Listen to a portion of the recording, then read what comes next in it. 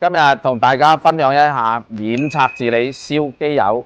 呢部差唔多20年嘅皇冠，佢仲係好氣好力咁喺路上行駛，但係佢大概行2000公里左緊，佢就會燒1升嘅機油。用傳統嘅方式去解決呢個問題，只能夠調個機頭出嚟進行大修。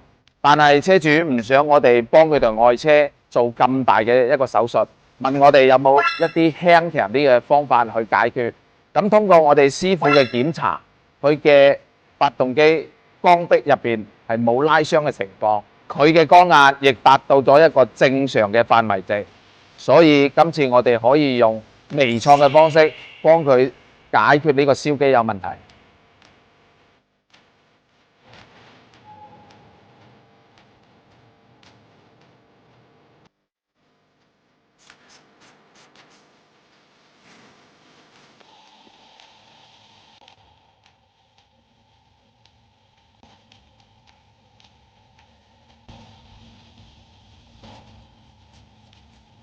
嗱，罪魁禍首就揾咗出嚟啦，就係因為呢個氣門油封嘅橡膠件硬化，而導致佢嘅密封性唔好，啲機油就漏咗入去燃燒室入邊。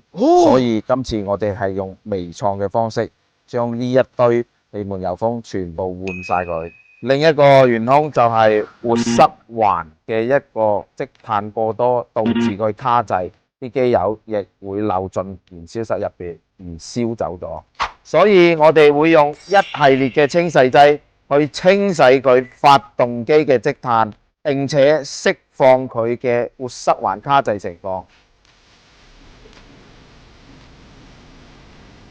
呢部免拆治理燒機油嘅項目已經做好咗啦。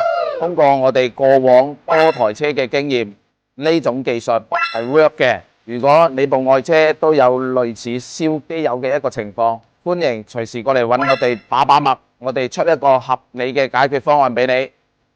OK？記得關注我哋中山保德柯。